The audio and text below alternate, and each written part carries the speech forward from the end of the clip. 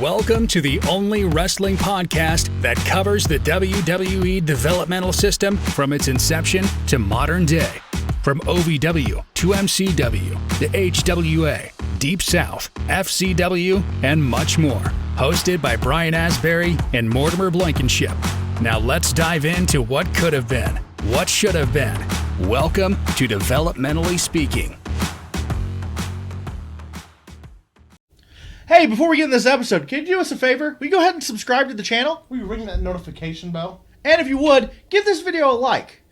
Well, enough of that mumbo jumbo. Let's get to the episode. Let's talk developmentally speaking, glow up, and connecting through wrestling.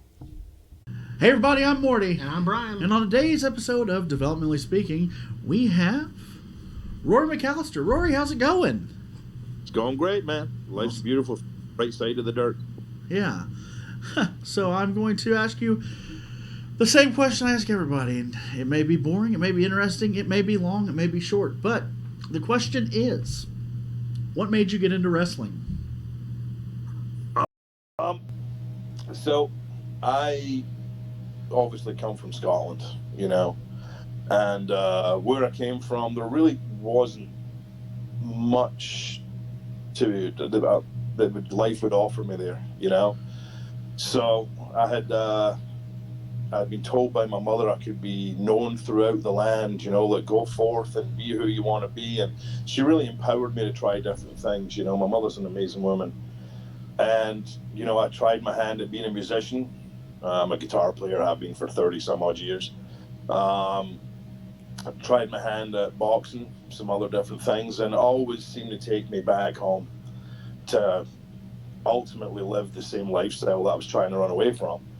And I get back, long story short, I get back to my apartment one day and my buddy's sitting in there, and I was like, I'm done. I fucking hate my life. This can't be what I'm going to be forever, you know? And he's like, oh yeah, what are you going to do? And he was watching Monday Night Raw. Now, I'm going to be honest, I had never watched American wrestling at that point. You know, I'd watched British wrestling, you know, Pat Roach, Giant Haystacks, you know, fucking all those guys. And I'm like, fuck it, I'll do that. Those guys seem to be having fun. And he started making fun of me, you know. At the time, I was about 182 pounds. Wasn't extremely muscular. And I had a little goatee and a shaved head, so he was like, well, you going to be like the fucking mini Steve Austin? And I'm like, no, man, I'm going to be the first Scottish wrestler in WWE. And he started making fun of me. Then people at work started making fun of me. Then even my family started making fun of me. So 6 weeks later, I had been looking up wrestling schools, and I found one, and I moved within days. I sold everything I had. I gave up the lease of my apartment. I said goodbye to the girl I was seeing, and I left. Wow. That was 22 years ago, nearly 23 years ago. So I basically did not want to be the norm. I didn't want to be what everybody else was. I had a desire to chase something, and that chasing was, I discovered at that point that there had been no real Scottish wrestlers under contract. Obviously Roddy Piper was Saskatchewan, Canada, a great friend of mine, and that's it. That was my goal. That was my singular goal. I didn't know how to do it in Scotland. I had no idea about wrestling in Scotland. It seemed very small and hardly anybody had heard of it, so I knew I had to leave. And I knew I'd heard of the Hart family, and I'd heard, you know, all these Canadian wrestlers, and that's where I went. Wow, that's amazing. Yeah. For sure. like, you just see it on TV. I'm going to do that. and once everybody started making fun of you, you actually had something you had to prove, not only to yourself, but to everybody else. Mm-hmm. So it gave me some of the greatest motivation I have ever experienced in my life.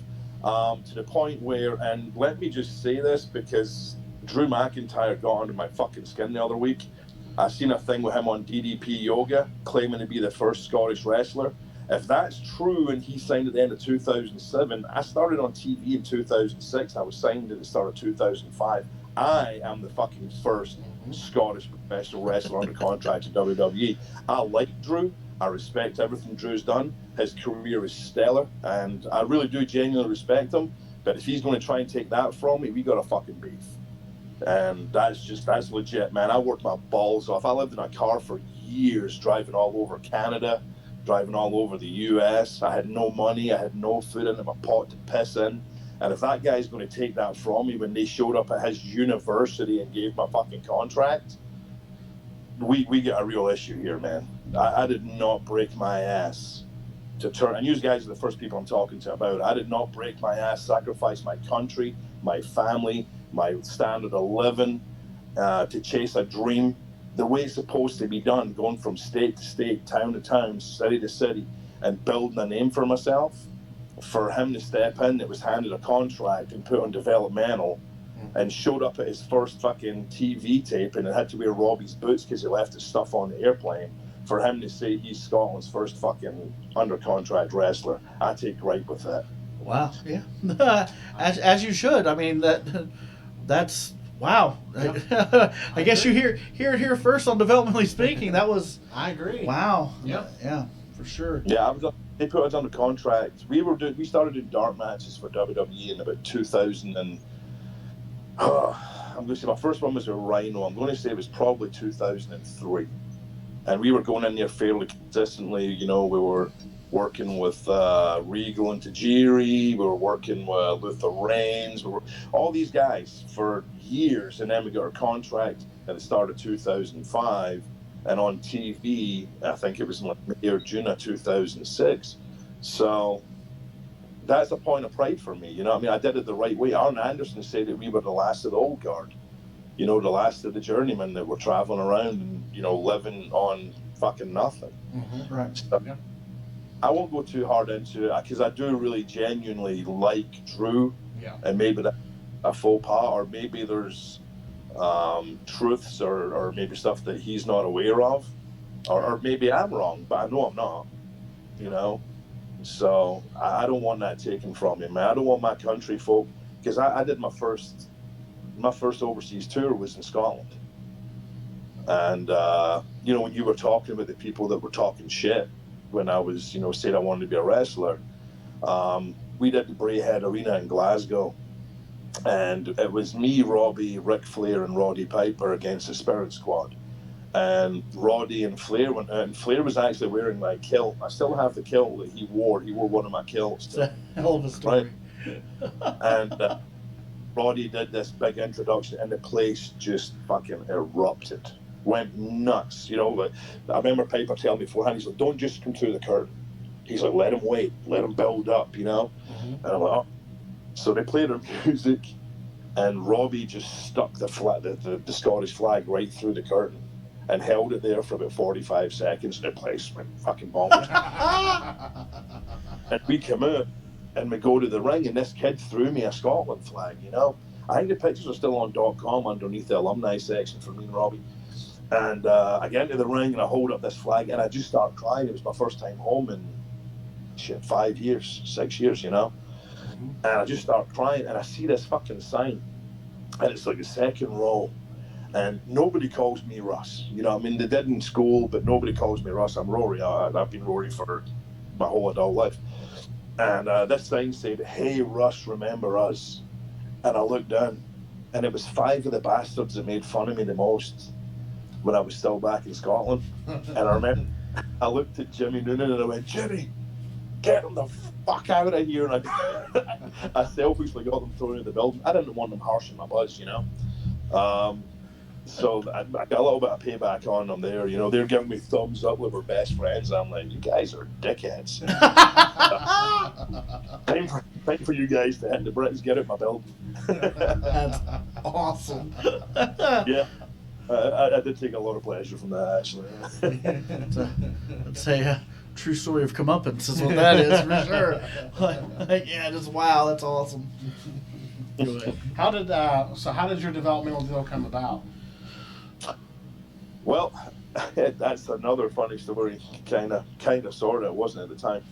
So we had been going down, and we used to lie. Originally, we lied to Tommy Pritchard, Dr. Tom, because he had actually helped train us a little bit, you know. Like, we'd worked with him over in the East Coast for quite some time, up in Vermont, New England, and New York and Connecticut. And so he knew how we were living. You know, me and Robbie gave up a very, very lucrative job to become a wrestler also in Canada.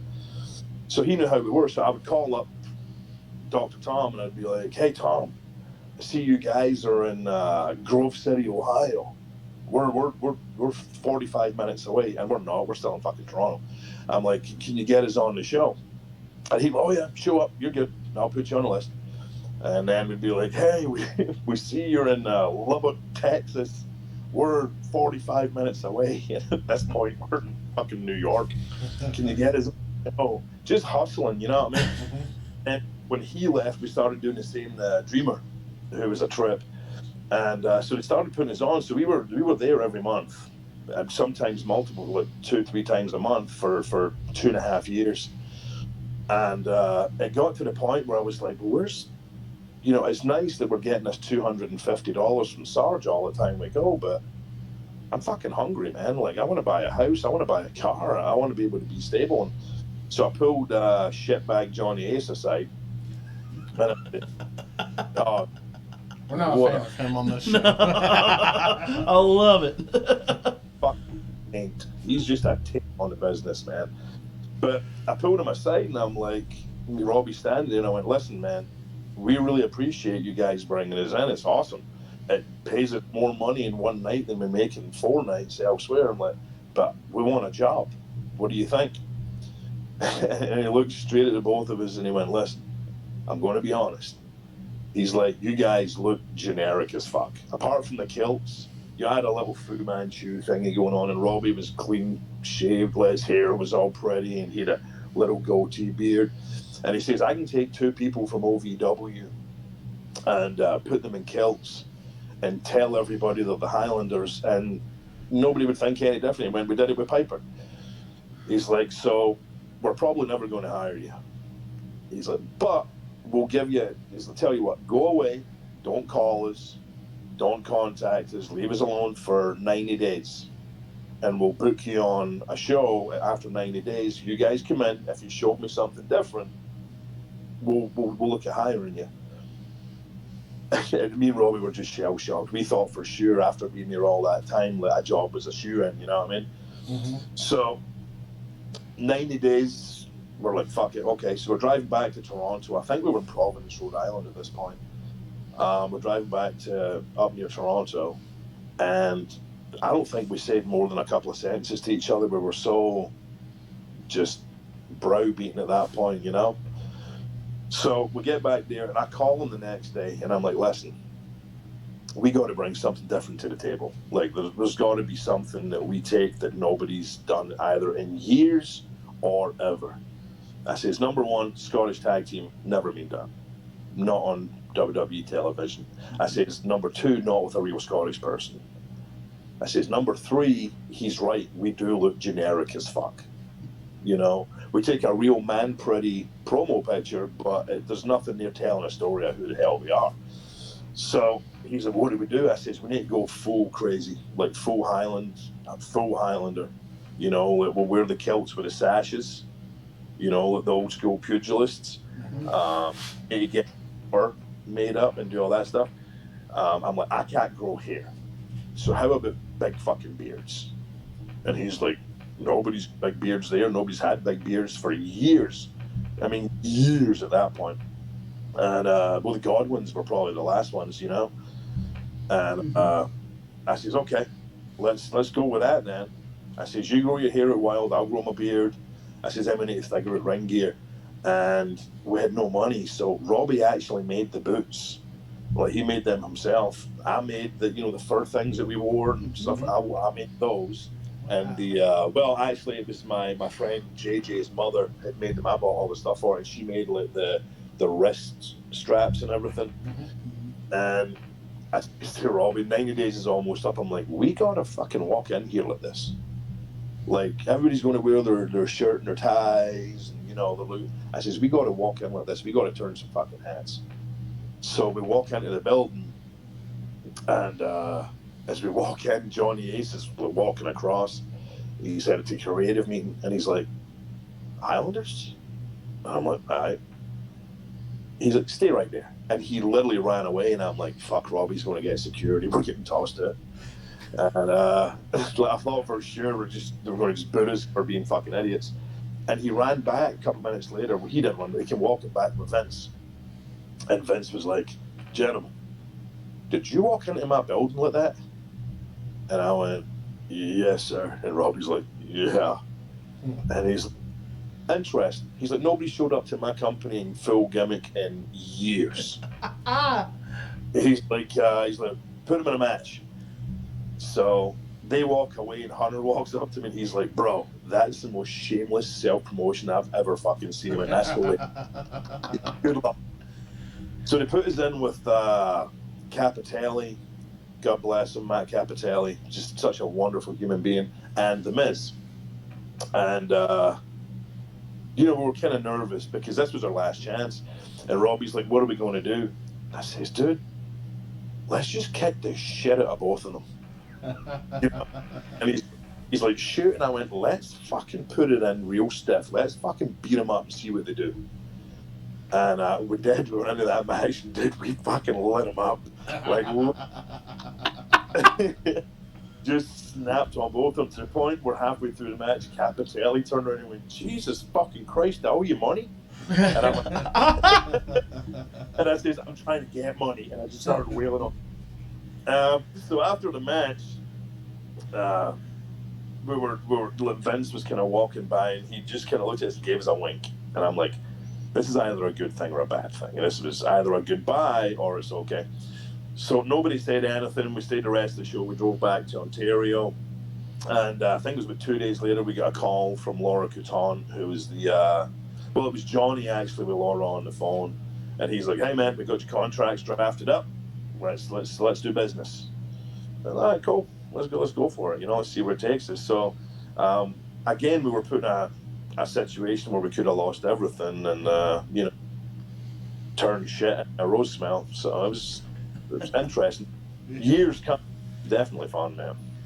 Oh yeah, that's awesome. Yeah.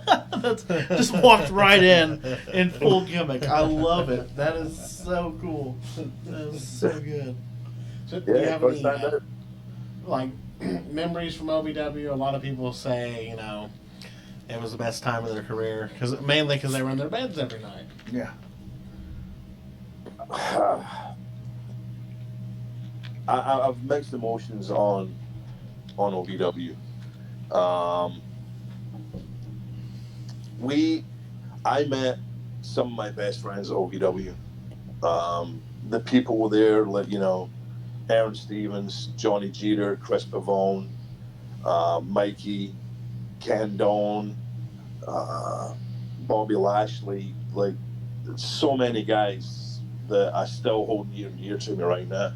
Chad Gaspard, God bless him, was definitely one of my best friends.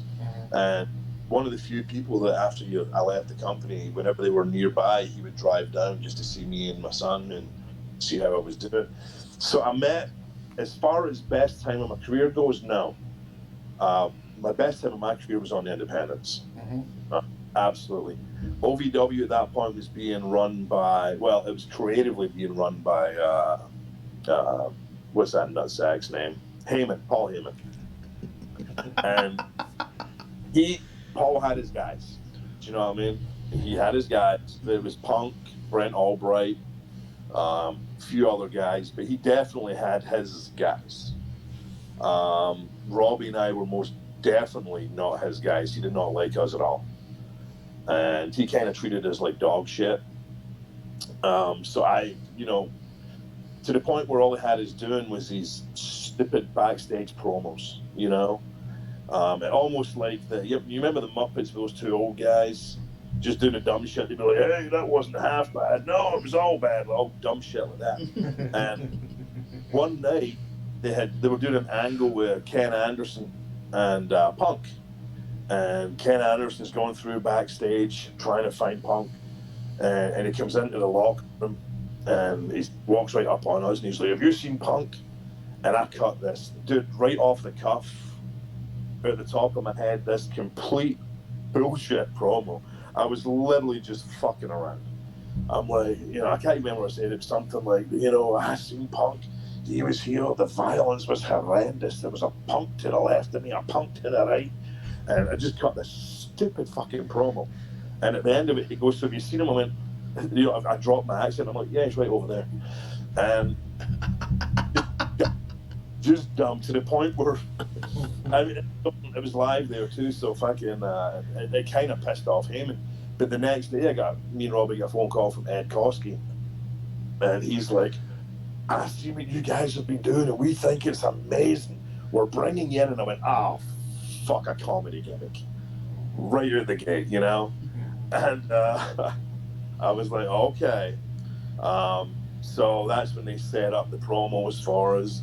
You know, they're going to take us to Liberty Island and Times Square and Connecticut and all these other places.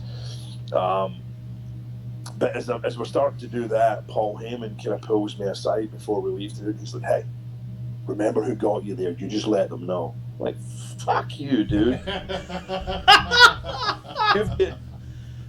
Again, a guy that's got a great legacy, but you have no bearing on my fucking career apart from negatives, so you can suck a bag of dicks, man. And that was, I mean, I love Danny Davis and Julie, just two of the most amazing people. Nightmare Danny Davis. And all the people were great. I had some issues with Al at the time. He knows that. We've spoken about it since. But ultimately, you know, it was a means to an end. We weren't there very long. I think we were only there like maybe 4 months. And that was it. They took us on the road and kept us on the road full time after that. Yeah. So I was happy to see it. No, for sure. Any fond memories on your, besides, you know, the match you mentioned earlier with Piper and them with WWE? Oh yeah. Actually, it's funny you mention it because I spoke to the guy about it not long ago, Dave Taylor, who is one of, I know he's down there as a trainer now at the Performance Center, one of the most underspoken of wrestlers ever. I think he is absolutely fucking amazing. We were in, we did a tour of South Africa, and we were, I believe it was Durban. I think it was Durban. It was either Durban or Cape Town. And there was a bad storm coming in. It was an outdoor show. It was a bought show. It was a very lucrative show for the company. And this storm was coming in, so they put Cena on early. And they were considering just cutting the show, you know, an hour or so early because, you know, they've seen Cena, they've seen everybody else. I mean, that's what really they come to see, you know. And they were going to cut our match. But last minute, the weather turned, and Steamboat came to me, and all of us, not just me. And he's like, "Okay, you guys are the main event." And I'm like, holy shit, my first main event in WWE. This is awesome. And it was Taylor and Paul Burchill against me and Robbie. So the great thing was, number one, two amazing workers, you know. But the South African people are very aware of the history between the Scottish and the English. Mm-hmm. So it was easier for them to suspend their disbelief when we were throwing our shots in, which again, you know, we're snug. And those two guys worked snug anyways, which was great. And we went out there with, all we had, in fact, we didn't even finish called. We didn't even know what the finishing move was going to be. It ended up being a rocket launcher.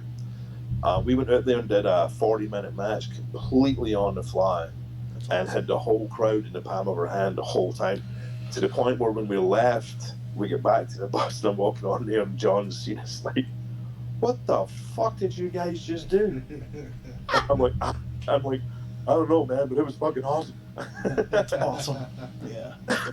And it was just, that was my favorite match in WWE. That was so much, because they took away all the bullshit where you're working with guys that, "Well, we want to do this," and "No, you're not doing that," and, you know, or you've got time constraints, so you've got, you know, constraints as far as what creative's telling you to do. It was just four guys out there who had pretty much perfected our tag team wrestling, and we just went out and just ran with it, and it was fucking awesome, man. And it lasted. Dave put a picture up on his Facebook of us in South Africa just the other day, and I put a thing up thanking him for it and sent my message just explaining how much that actually meant. So, yeah, that was cool, man. That was really cool. That's awesome. for sure. And for me, there's nothing better than good tag team wrestling. Tag team wrestling is my bread and butter. I absolutely love tag team wrestling. I still love it. I can't watch it as much these days. Psychology seems to have taken a big poop. So I really can't watch it because nowadays it's a lot of 4 people just trying to squeeze their shit in. It's like 2 singles man going through for like 10 minutes, you know. A lot of the art of psychology is missing not only from tag team wrestling but from a card as a whole. I mean, a lot of people don't understand it's not just psychology in your match. There has to be psychology for the card.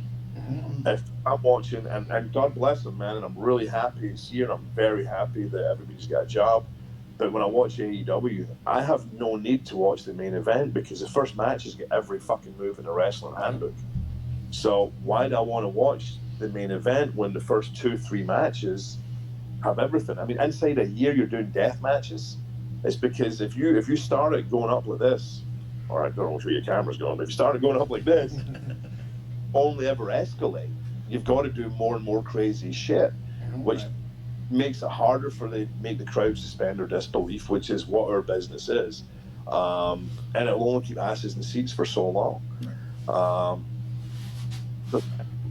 It's been hard for me to watch. You still see some really good things, don't get me wrong. There is great things, but it's definitely on a slide right now, I think.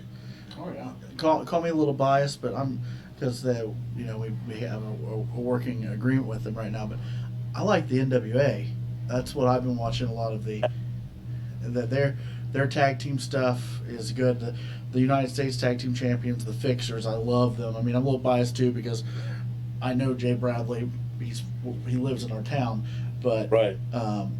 That's right. Just I love it because they have gimmicks and they're wrestling matches, professional wrestling matches. Yeah, 100%, man. I mean, even I've had my issues with Trevor Murdoch over the years. I didn't enjoy working with him and Cade, but it was God bless him, man, and may he rest in peace. It was mostly fucking Cade.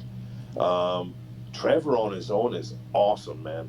Like, he is just watching him. I mean, the match with him and Tyrus I thought was fantastic. Yes. That was just, like you said, that was great professional. I mean, he was trained by Harley Race. I wouldn't expect anything less from somebody like Trevor. He underestimated himself in WWE, I think. I think Cade definitely ran roughshod over that team, and I always thought that Murdoch was the better wrestler, and that's no knock on Cade. Right. He was trained by Michaels, but I've always really liked his gimmick because he is his gimmick, man. Like, you look at Trevor, that's Trevor, dude. Yeah. He just amplifies what he's doing. Cranked to 11. Yeah, and I think it's awesome. And seeing him in NWA, it's like you can tell it's been a breath of fresh air for his career. Yeah, absolutely. He's working free, and they're giving him so much. Good for him, man. I really do. I'm happy for him. Absolutely, for sure. We just had Trevor on a few weeks ago. He's an awesome dude. So before, I want to thank you again for this. And before we wrap it up, I know you're a busy man. We'd like to let you continue on with your evening. The last thing that we usually ask is if you had any advice for anybody that's getting into professional wrestling, what would it be? It's a business. They don't call it the biz for nothing. Too many people go in there with the mindset of, I'm just happy to be here. I'm just happy. Fuck that. I was trained by some old school guys. I trained by Smith Hart. I was trained by Walter Von Erich. Let's say Dr. Tom, and they always told me, and Robbie, go for your money. You know what I mean? To the point where we sat down with Vince after we had done our promo videos, and he was like, "What do you think?" And I went, "I think it's dog shit." And he's like, "What?" I said, "I think it's dog shit, man." I went, "Did you give us a comedy gimmick? There's a glass ceiling on that you can't break through." But the bushwhackers, before they were the bushwhackers, were the sheep herders. Knew how to make their money. So when you're younger, and they were younger, they were making their money on being completely vicious. As you started getting older, it's easy to transition into a comedy gimmick where you can finish off, sell your merch, do everything you got to do. Yep. And I said that to Vince. I went, I'm not cool with it. He said, well, what do you want? I said, we want the rights to our gimmick. Like the Highlander name, you know, that we want that to be ours. The whole thing, we don't want to give up our intellectual property. We've been using it for years at this point. And he just started laughing. He's like, are you hustling me? And I went, and then Robbie was like, no, man, it's the best. We're trying to make our money. This is what we've been told to do since we started. And I think people should appreciate that. There's a lot of very, very talented young people out there. And they're putting asses in the seats. Those asses are making somebody a lot of fucking money. Mm-hmm. If you're doing that and you're doing your job right and people are paying to come and see you, dude, you've earned the right to call the ball. Don't just be like, okay, I'll take my 75 downside a year. 75, I make a lot more than that right now. Do you know what I mean? Mm-hmm. And I'm not on TV. I'm not selling merch. I'm not doing any of that stuff.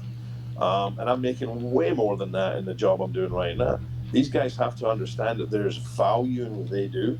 There's value in everything that they've done, the sacrifice. Every bump they take is taking one off the ledger, man. It's finite. You can't do it forever.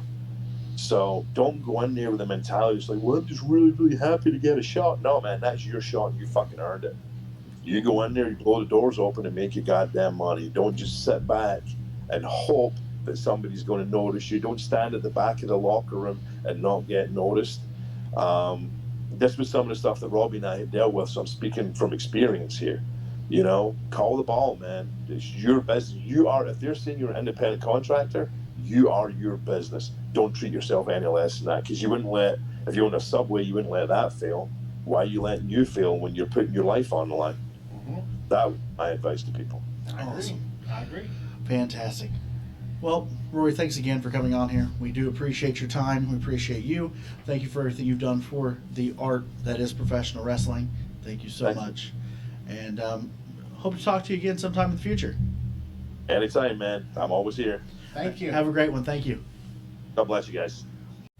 Hey, everybody. It's Morty. It's Brian. And thank you for watching today's episode of Developmentally Speaking. If you could, please click that subscribe button. And don't forget to punch that bell icon so you can get notified whenever we go live or drop a new video every Monday. Well, thanks for watching, guys.